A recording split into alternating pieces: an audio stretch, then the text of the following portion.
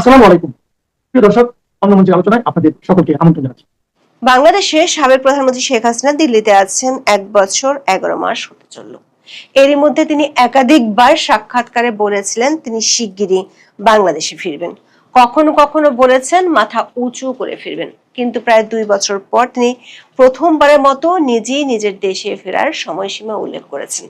ভারতীয় সংবাদ মাধ্যম এনডিটিভিকে দেয়া একটি ইমেল সাক্ষাৎকারে তিনি প্রথমবারের মতো বলেছেন চলতি বছর মানে ২০২৬ সালের মধ্যেই তিনি বাংলাদেশে ফিরবেন।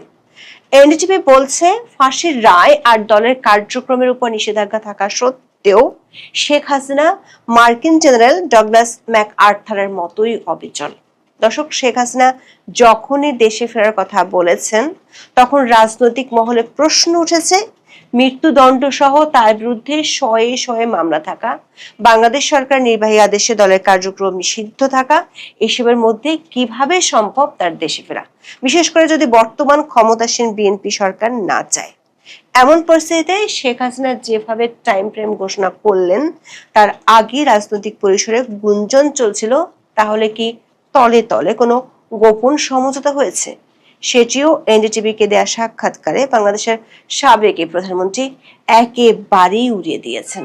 আবার দিল্লির ভাষ্য অনুযায়ী তিনি যেহেতু ভারত সরকার অতিথি হিসেবে দেশটিতে আছেন, তাই এ বিষয়ে বাংলাদেশ ও ভারতের মধ্যকার আলোচনা না হলে কি তিনি দেশে ফিরতে পারবেন, এমন আলোচনাও আছে। প্রশ্ন হচ্ছে, এমন পরিস্থিতিতে ঠিক কিভাবে এবং কোন প্রক্রিয়ায় আওয়ামী লীগ সভানেত্রী এই বছরের মধ্যে দেশে ফেরার স্পষ্ট ঘোষণা দিলেন? বিস্তারিত জানতে চলুন যাওয়া যাক বিশ্লেষণে।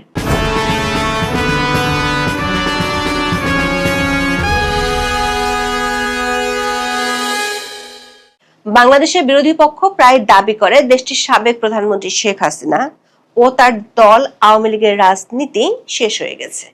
এর শুরুটা করেছিলেন বিগত অন্তর্বর্তী সরকারের প্রধান উপদেষ্টা মোহাম্মদ ইউনূস।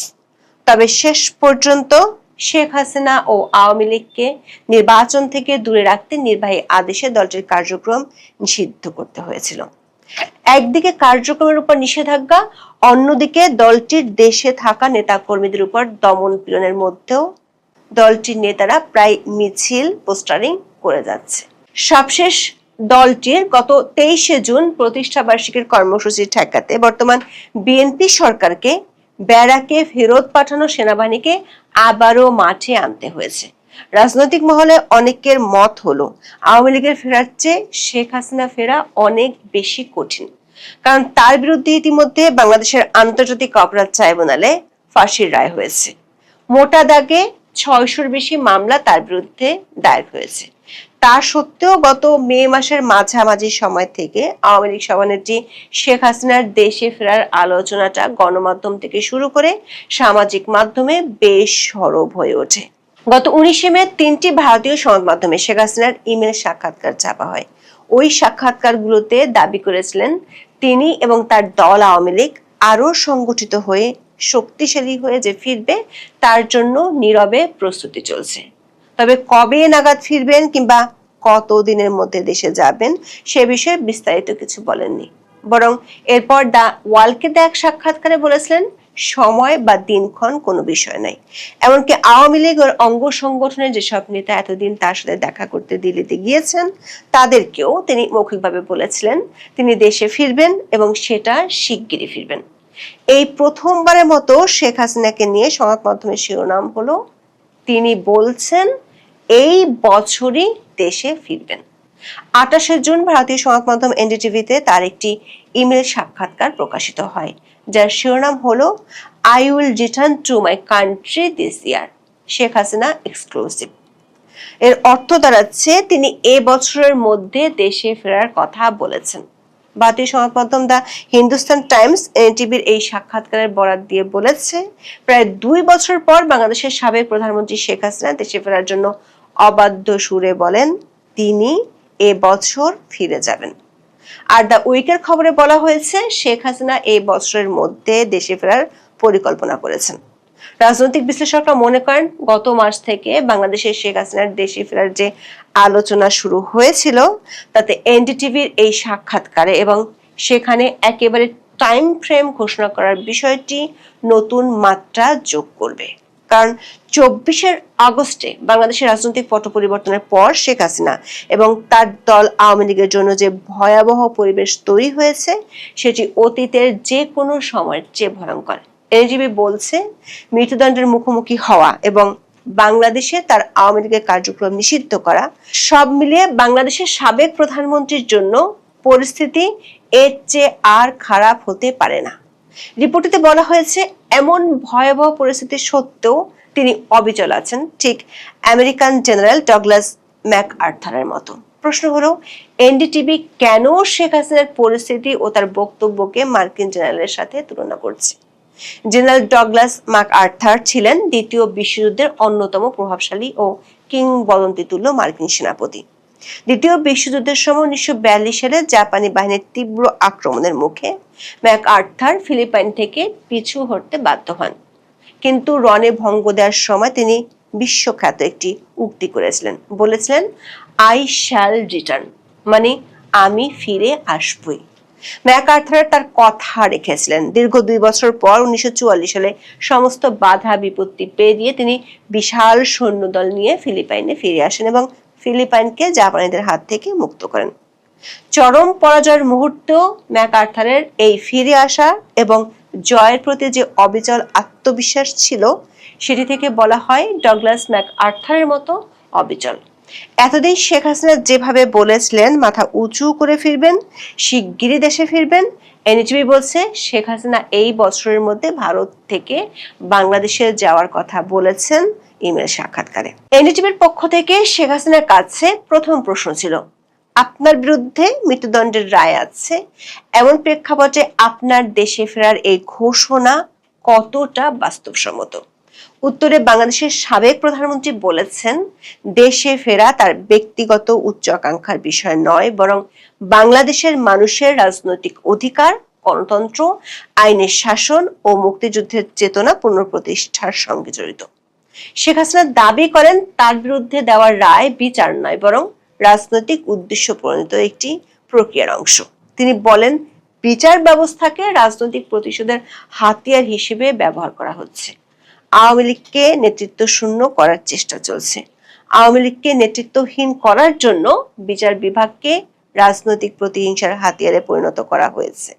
এর আগেও এ ধরনের চেষ্টা করা হয়েছে, তারা তখন ব্যর্থ হয়েছে এবং তারা আবার ব্যর্থ হবে বলে মনে করেন শেখ হাসিনা। তিনি এ প্রসঙ্গে 15 ও 21 আগস্টের কথা তুলে ধরেন। এনডিটিভি প্রশ্ন রেখেছিল, মৃত্যুদণ্ডের রায়ের পাশাপাশি বাংলাদেশ সরকার নির্বাহী আদেশে আওয়ামী লীগের কার্যক্রম নিষিদ্ধ করে রেখেছে, যদিও দলটি গত কয়েক মাস ধরে জোরে সোরে মিছিল করে যাচ্ছে। আবার দলটির নেতাকর্মীদের বিরুদ্ধে হাজার হাজার মামলা আছে, কিন্তু এমন পরিস্থিতিতে অদূর ভবিষ্যতে তার দলের জন্য রাজনৈতিক পুনরুদ্ধার কতটুকু সম্ভব? উত্তরে শেখ হাসিনা বলেছেন, আওয়ামী লীগের রাজনৈতিক পুনরুদ্ধার কোন সরকারের অনুগ্রহের উপর নির্ভর করে না, এটা নির্ভর করছে জনগণের উপর। তিনি বলেছেন, অবৈধ নিষেধাজ্ঞার মাধ্যমে তারা হয়তো আওয়ামী লীগকে মঞ্চস্থ নির্বাচন থেকে দূরে রেখেছিল, তারা হয়তো দলীয় কার্যালয় বন্ধ করে দিয়েছে, তারা সাময়িকভাবে রাজনৈতিক কর্মকাণ্ড দমন করতে পারে, কিন্তু তারা জনগণের হৃদয় থেকে আওয়ামী লীগকে মুছে ফেলতে পারেনি, যে কারণে আওয়ামী লীগ ইতিমধ্যে আবার জেগে উঠতে শুরু করেছে। এই জেগে ওঠার নজির হিসেবে শেখ হাসিনা বলছেন, বাংলাদেশের আইন শৃঙ্খলা রক্ষাকারী বাহিনীর এত নির্যাতনের পরও প্রতিদিনই সারা দেশের বিভিন্ন জেলা, উপজেলা, ইউনিয়ন ও এলাকায় আওয়ামী লীগের সমর্থনে মিছিল হচ্ছে। আওয়ামী লীগের কর্মী ও সমর্থকদের পাশাপাশি সাধারণ মানুষ স্বতঃস্ফূর্তভাবে এসব মিছিলে যোগ দিচ্ছেন বলে তিনি দাবি করেছেন। বলেছেন, মায়েরা তাদের সন্তানদের পাশে দাঁড়িয়ে তাদের সাহস ও সমর্থন দিচ্ছেন, এগুলো আওয়ামী লীগ আবার উত্থানের লক্ষণ। আওয়ামী লীগ সভানেত্রী বলেছেন, বর্তমান সরকার আচরণ নিজেই প্রমাণ করে তারা আওয়ামী লীগের সাংগঠনিক শক্তিকে ভয় পায়। এজন্য তারা আওয়ামী লীগের প্রতিষ্ঠাবার্ষিকী অনুষ্ঠান বন্ধ করতে সেনাবাহিনী, বিজিবি ও পুলিশ মোতায়েন করেছে। এটা তাদের দুর্বলতার লক্ষণ। শেখ হাসিনা দাবি করেছেন, আওয়ামী লীগকে বল প্রয়োগ করে দমন করা যায় না। যে দল জনগণের জাগরণ সৃষ্টি করতে পারে তাকে ভয় ও ভীতি প্রদর্শন করে থামানো যায় না। শেখ হাসিনা বলেছেন, বাংলাদেশের সুষ্ঠু গণতান্ত্রিক পরিবেশ ও স্থিতিশীলতা নিশ্চিত করতে হলে আওয়ামী লীগের উপর থেকে অবৈধ নিষেধাজ্ঞা প্রত্যাহার করতে হবে, মিথ্যা মামলা প্রত্যাহার করতে হবে, রাজনৈতিক বন্দীদের মুক্তি দিতে হবে, শান্তিপূর্ণ রাজনৈতিক কর্মকাণ্ডের অনুমতি দিতে হবে। কিন্তু এখন যারা ক্ষমতায় আছেন তারা যদি এই ন্যূনতম গণতান্ত্রিক পথেও বাধা দিয়ে থাকেন, তাহলে জনগণের মধ্যে জমে থাকা ক্ষোভ, বেদনা ও গণতান্ত্রিক আকাঙ্ক্ষা আওয়ামী লীগের জন্য নতুন পথ তৈরি করবে। দর্শক, শেখ হাসিনা ও আওয়ামী লীগের ফিরে আসার আলোচনার মধ্যে একটি গুঞ্জন আছে, সেটি হলো যে পরিস্থিতি এখন শেখ হাসিনা ও আওয়ামী লীগের জন্য বিরাজ করছে তাতে বর্তমান সরকারি দলের সাথে গোপন কোনো সমঝোতা ছাড়া তাদের ফিরে আসা কঠিন। এনডিটিভি সেই গুঞ্জনের কথা তুলে ধরে শেখ হাসিনার কাছে প্রশ্ন রেখেছে, আওয়ামী লীগের উপর থেকে নিষেধাজ্ঞা তুলে নেওয়া এবং সুষ্ঠু বিচার নিশ্চিত করার বিষয়ে বিএনপির নেতৃত্ব ও আপনার মধ্যে ব্যাক চ্যানেল আলোচনার খবর পাওয়া গেছে। এসব দাবির কি কোনো সত্যতা আছে? এই দাবিকে উড়িয়ে দিয়ে শেখ হাসিনা বলেছেন, গোপন সমঝোতার প্রশ্নই আসে না। বিএনপি নেতৃত্বের সঙ্গে আওয়ামী লীগের নিষেধাজ্ঞা প্রত্যাহার নিয়ে গোপন যোগাযোগের গুঞ্জন প্রসঙ্গে শেখ হাসিনা বলেন, এটি জনগণকে বিভ্রান্ত করার জন্য ছড়ানো প্রচারণা। তার ভাষায়, আওয়ামী লীগের উপর থেকে নিষেধাজ্ঞা প্রত্যাহার করা কোনো অনুগ্রহ নয়, যে কোনো গণতান্ত্রিক রাষ্ট্রে এটা ন্যূনতম প্রয়োজনীয়তা। ন্যায় বিচারও দাতব্য নয়, এটা মৌলিক অধিকার। যদি কোনো নাগরিক, রাজনৈতিক নেতা বা রাজনৈতিক দলের বিরুদ্ধে মামলা হয় তাহলে তা অবশ্যই স্বাধীন, নিরপেক্ষ ও বৈধ বিচারিক প্রক্রিয়ার মাধ্যমে এগিয়ে যেতে হবে। রাজনৈতিক নির্দেশিত ট্রাইব্যুনাল, বানোয়াট মামলা, ভয়ভীতি প্রদর্শনের মাধ্যমে জোরপূর্বক সাক্ষ্য বা বিচার বিভাগের উপর চাপের মাধ্যমে ন্যায় বিচার পাওয়া যায় না। তিনি দাবি করেন, আওয়ামী লীগের প্রত্যাবর্তন অন্য কোনো দলের দুর্বলতার উপর নির্ভর করে না, জনগণের সমর্থনই দলটির মূল শক্তি। শেখ হাসিনার অভিযোগ, বাংলাদেশ বিরোধী শক্তি ষড়যন্ত্রের মাধ্যমে জনগণের একটি অংশকে বিভ্রান্ত করে আওয়ামী লীগকে ক্ষমতা থেকে সরিয়েছে, কিন্তু তারা মানুষের হৃদয় থেকে আওয়ামী লীগকে মুছে ফেলতে পারেনি। এনডিটিভির এই ইমেল সাক্ষাৎকারের মধ্য দিয়ে শেখ হাসিনা একটি টাইম ফ্রেমের কথা জানিয়ে দিয়েছেন, যে সময়টির মধ্যে তিনি বাংলাদেশে ফিরবেন। এর আগে ভারতের পররাষ্ট্রমন্ত্রী ডক্টর জয়শঙ্কর এক সাক্ষাৎকারে বলেছিলেন, শেখ হাসিনা তার ইচ্ছেতেই ভারতে গিয়েছিলেন এবং বাংলাদেশে ফেরাটা একান্তই তার নিজের সিদ্ধান্ত। তবে সেক্ষেত্রে ভারতের কাছে শেখ হাসিনার নিরাপত্তার বিষয়টি খুবই গুরুত্বপূর্ণ। প্রশ্ন হলো, শেখ হাসিনার এই বছরের মধ্যে ফেরার ঘোষণাটা তাহলে বাংলাদেশ ও ভারত সরকার কিভাবে দেখবে? এর আগে 1/11-এর সময় শেখ হাসিনাকে দেশে ফিরতে বাধা দেওয়া হয়েছিল। ওই সময় তিনি ঘোষণা দিয়ে দেশে ফিরেছিলেন, তবে এবারের পরিস্থিতি একেবারেই ভিন্ন। আবার তাকে ফিরতে হবে মৃত্যুদণ্ড মাথায় নিয়ে। এখন দেখার বিষয়, শেখ হাসিনার এই ঘোষণার পর আগামী 6 মাসের মধ্যে শেখ হাসিনা জেনারেল ডগলাস ম্যাকআর্থারের মতো নতুন কোনো ইতিহাস লিখতে পারেন কিনা। যদি পারেন, সেটি কিভাবে লিখবেন সেটিও বড় আলোচনার বিষয় হয়ে দাঁড়াবে। এখন এ পর্যন্ত, সবাই ভালো থাকুন, সুস্থ থাকুন, নিরাপদে থাকুন। দেখা হবে আগামী পর্বে।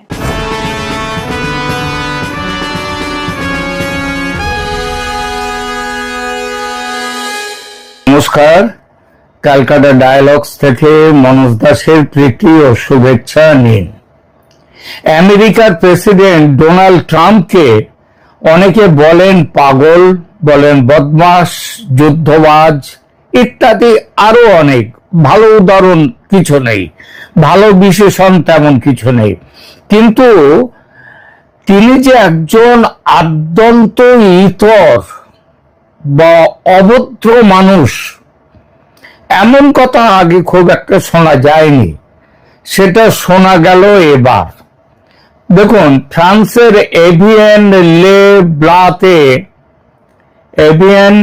লে বাঁতে অনুষ্ঠিত 2026 সালের G7 সামিটে ট্রাম্পের এই ইতর পরিচয়টা ভালোভাবে ফুটে উঠল এবং এইটা নিয়ে সারা পৃথিবী জুড়ে সংবাদ মাধ্যম, কূটনৈতিক মহল, সেখানে নানা রকম আলোচনা ইতিমধ্যে শুরু হয়ে গেছে।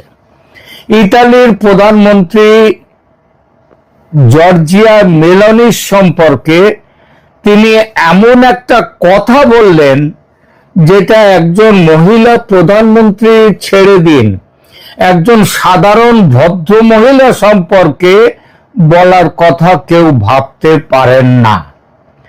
আমেরিকার প্রেসিডেন্ট ডোনাল্ড ট্রাম্প সেই কথাটি বললেন এবং সেটা সবার সামনে প্রকাশ্যে। আর এই নিয়ে মেলানি কিংবা তার দেশ যে ইটালি, তারা যে শুধু রেগে অগ্নিশর্মা তাই নয়, এই ঘটনায় একটি বড় ধরনের কূটনৈতিক তিক্ততা সৃষ্টি করেছে। বিরোধের ঘটনাটা বলি। সূত্রপাত হয় সামিটের পর প্রেসিডেন্ট ট্রাম্প একটি মন্তব্য করেন। সেই মন্তব্যের মাধ্যমে ইটালির একটি টিভি চ্যানেলকে দেয়া সাক্ষাৎকারে ট্রাম্প বলেন যে G7 সামিটে ইতালির প্রধানমন্ত্রী মেলানি, জর্জিয়া মেলোনি, তার সঙ্গে একটা ছবি তোলার জন্য একেবারে ট্রাম্পের কাছে যাকে বলে ভিক্ষা করেছিলেন। ট্রাম্প কি ভাষাটা ব্যবহার করেছিলেন জানেন? তিনি বলেছিলেন she begged for a photo, মানে তিনি একটা ফটো তোলার জন্য, একটা ছবি তোলার জন্য একদম ভিক্ষা করেছিলেন, she begged। ট্রাম্প আরো বলেন যে তিনি আসলে ছবিটা তুলতে আগ্রহী ছিলেন না, কিন্তু মেলানির পীড়াপিড়িতে করুণা করে তিনি রাজি হয়েছিলেন ছবি তুলতে। ব্যাপারটা বুঝলেন? একটা দেশের প্রধানমন্ত্রী ইটালির, তিনি বলছেন তিনি নাকি তাকে ছবি তোলার জন্য আমার সাথে ছবি তুলুন। মানে ট্রাম্প একটা বিশাল ব্যক্তিত্ব এবং ইনি হচ্ছেন একেবারে রাস্তার কেউ, যার জন্য একটা ছবি তোলার জন্য খুব ব্যস্ত হয়ে উঠেছিলেন। স্বাভাবিকভাবে মেলোনি খুব খেপে গিয়েছিলেন এবং তিনিও এর খুব জোরালো প্রতিক্রিয়া দিয়েছেন। প্রতিক্রিয়া শুধু তিনি দেননি, দিয়েছেন তার দেশও। ট্রাম্পের এই মন্তব্যের খুব স্বাভাবিকভাবেই তীব্র প্রতিবাদ জানান জর্জিয়া মেলানি। তিনি একটি ভিডিও বার্তার মাধ্যমে জানান, সেখানে তিনি বলেন যে ট্রাম্পের দাবিটি সম্পূর্ণরূপে মন গড়া, বানাওয়াট, কমপ্লিটলি ফ্যাব্রিকেটেড। মেলানি আরো বলেন নাইদার আই নর ইটালি এভার বেগ, মানে আমি নিজে তো বটেই, আমি কিংবা আমার ইতালি কখনো কারো কাছে ভিক্ষা চায় না। মেলানি তার প্রতিক্রিয়ায় বলেন ট্রাম্প একটা দেশের প্রেসিডেন্ট, মার্কিন দেশের প্রেসিডেন্ট, তার কাছ থেকে একজন মিত্র দেশের প্রতি এমন আচরণ অত্যন্ত হতাশাজনক।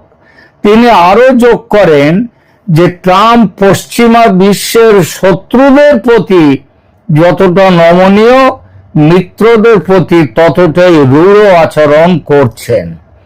মেলানি আরো যে কথাটি বলতে পারতেন সেটা হলো একজন রাষ্ট্রনায়ক তো বটেই, একজন মহিলার সঙ্গে কিভাবে কথা বলতে হয় সেই ভদ্রতা বা সৌজন্য বোধটুকু শেখেননি আমেরিকার প্রেসিডেন্ট। এই ঘটনার পর পরিস্থিতি আরো উত্তপ্ত হয়ে ওঠে।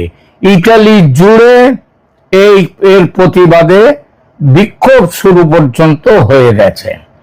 ইটালির পররাষ্ট্রমন্ত্রী আন্তোনিও তাজানি, তিনি ট্রাম্পের এই মন্তব্যকে গুরুতর অপমানজনক হিসেবে উল্লেখ করে যুক্তরাষ্ট্রে তার আগাম যে সফর, যেটা পূর্ব নির্ধারিত ছিল, সেই সফর বাতিল করে দিয়েছেন। অতীতে মেলানিকে ট্রাম্পের ইউরোপের সবচেয়ে ঘনিষ্ঠ রাজনৈতিক মিত্র হিসেবে গণ্য করা হতো, কিন্তু গত কয়েক মাসে বেশ কিছু ইস্যুতে তাদের মধ্যে সম্পর্কের অবনতি হয়েছে। এটা ঠিক, তাই বলে সেই সম্পর্কের অবনতি রাষ্ট্রের সঙ্গে রাষ্ট্রের হতেই পারে, কিন্তু তার জন্য অভদ্রতাকে কখনোই সমর্থন করা যায় না। পৃথিবীর কেউ ট্রাম্পকে জন্য ভালো বলছে না। আন্তর্জাতিক মিডিয়ার প্রতিক্রিয়াটা কি? বিশ্ব মিডিয়া বিষয়টিকে ডিপ্লোম্যাটিক স্টর্ম, মানে কূটনৈতিক একটা ঝড় হিসেবে উল্লেখ করেছেন। কেউ বলেছেন এটা কূটনৈতিক ভূমিকম্প, earthquake. Reuters, new York, NBC news, Washington post, the independent, Newsweek, Forbes সবাই শিরোনামে এই ঘটনাটিকে উল্লেখ করেছেন এবং ভদ্র ভাষায় ট্রাম্পের একেবারে ছিছি করেছেন ট্রাম্প সম্পর্কে। বিশ্লেষকরা বলেছেন এটা শুধু দুই নেতার ব্যক্তিগত দ্বন্দ্ব নয়, তারও চেয়ে একটা বেশি বড় ব্যাপার, ন্যাটো জোটের ভেতরে যে ফাটল দেখা যাচ্ছে এবং যে ফাটল ক্রমশ বাড়ছে, এটা তারই প্রতীক। আর দেখুন ট্রাম্পের কত বড় ছোট লোক, তার আর একটা বড় উদাহরণ হচ্ছে যখন সবাই যখন ছিছি করছে, মেলানি যখন এত কথা বলেছেন যে তিনি বানিয়ে বলেছেন এই ধরনের কথা, তার উত্তরে ট্রাম্প তো কোনো রকম ভাবে দুঃখ স্বীকার করেননি, বরং তিনি আরো বলেছেন কি, আই অ্যাম দ্য বস, আমি বস। এই যে ট্রাম্পের এই যে আমি সব, আমেরিকা ফার্স্ট ঠিক আছে, কিন্তু আমি সব, এই ঘোষণা, এই আত্মতুষ্টি, এই মনোভাব পরিস্থিতিকে আরো জটিল করে তুলেছে। আর বিশ্লেষকরা লক্ষ্য করছেন যে মেলানি তার মন্তব্যে শুধু ছবির বিষয়টি খণ্ডন করেননি, একটি বড় রাজনৈতিক বার্তাও দিয়েছেন। তিনি কি বলেছেন যে ট্রাম্প যেভাবে চলছে সেই ব্যাপারে তিনি বলেছেন, দুঃখের বিষয় হলো ট্রাম্প পশ্চিমের শত্রুদের বিরুদ্ধে এই দৃঢ়তা দেখান না, ওয়েস্টের যারা এনিমি তাদের সাথে তার আবার খুব ভালো, তাদের প্রতি তিনি অনেক বেশি নরম। এই কটাক্ষকে অনেকে রাশিয়ার কাছে ট্রাম্পের ঘাড় নোয়ানো এবং ইরানের কাছে ট্রাম্প যে যুদ্ধবিরতি করতে বাধ্য হলেন, এই ট্রাম্পের এই অবস্থানের পরোক্ষ সমালোচনা হিসেবে দেখছেন। আরো শুনুন, এই ঘটনার পরে ট্রাম্পের যে মেলানির যে ইটালিতে তার বিরোধী যারা দল রয়েছে তারা পর্যন্ত এই ঘটনার জন্য মেলানির পাশে এসে দাঁড়িয়েছেন এবং আজকে সমস্ত ইটালি জুড়ে এই আলোচনা হচ্ছে ইরান ইসরায়েল যুদ্ধ এবং মধ্যপ্রাচ্যের পরিস্থিতি নিয়ে দু দেশের অবস্থানের মধ্যে, মানে ইটালি এবং আমেরিকা, এদের অবস্থানের মধ্যে বিস্তর ফারাক রয়েছে। ট্রাম্প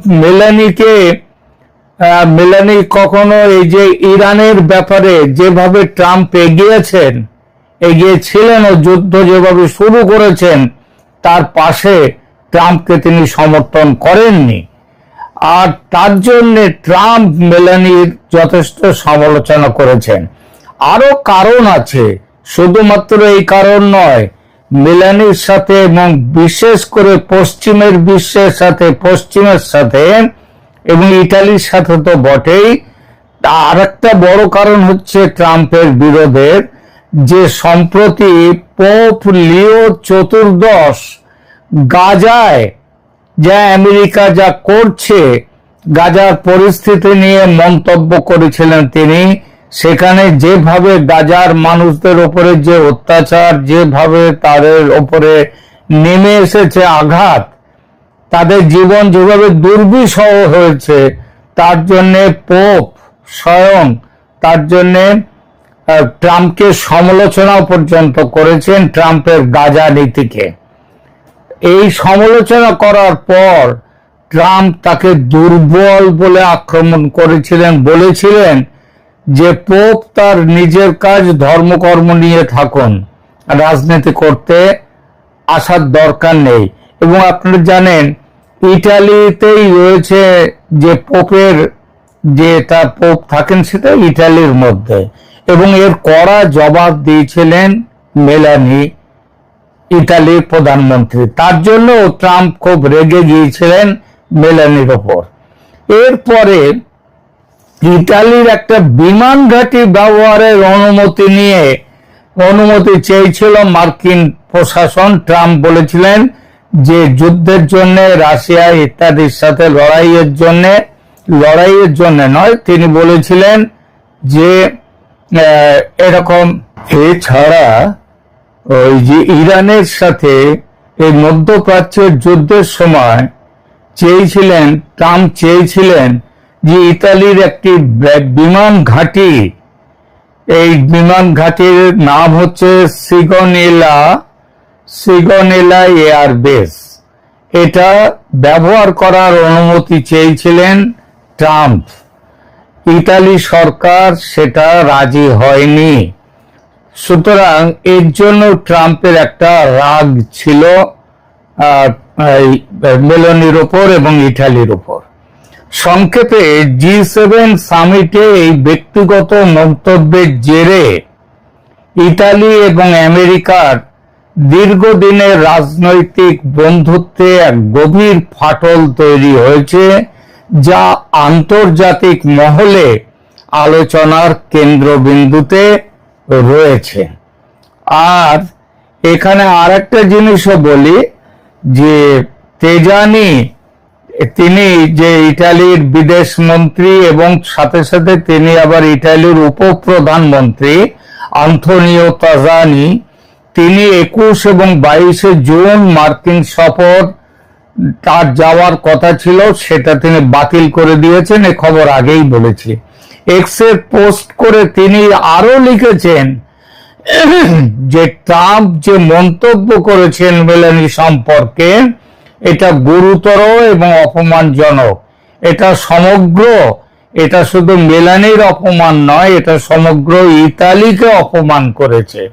এটি ইঙ্গিত দেয় যে শুধু ব্যক্তিগত নয়, এটা একটা আন্তর্জাতিক, তারা একটা জাতীয় সম্মানের প্রশ্ন হিসেবে ইতালি এখন এই বিষয়টাকে দেখছে। এখন এই নিয়ে এখন একটা পরিষ্কারভাবে বলা যায় যে ট্রাম্প এর যে সমস্ত কথাগুলো বলেছেন, এটা তো সাধারণ ভদ্রতা বলে তো কোনো জিনিস শেখেননি তিনি। আপনাদের মনে আছে তিনি প্রথম যখন বসবার পর ইউক্রেনের প্রেসিডেন্ট যখন তার সাথে দেখা করতে যান, তিনি তাকে যাচ্ছে তাই অপমান করেছিলেন ভাষায়, কিন্তু সেটা ইউক্রেনের প্রেসিডেন্ট সেটা মেনে নিয়েছিলেন, কারণ বিপদে পড়েছে তার জন্যে। তিনি সাউথ আফ্রিকার প্রেসিডেন্টকেও তিনি অপমান করে বার করে দিতে গিয়েছিলেন। তো এই সমস্ত ব্যাপার, মানে ভদ্রতা বোধ যে ট্রাম্পের ব্যবসাদার, কিন্তু এই বোধটা তার নেই। এখন মেলানির সাথে যে ব্যবহার তিনি করেছেন সেটা নিয়ে সারা পৃথিবী জুড়ে এখন একটা সমালোচনার ঝড় উঠেছে। এখনকার মতো এই বিষয়টা নিয়ে এখানেই রাখছি। ভালো থাকবেন, ধন্যবাদ।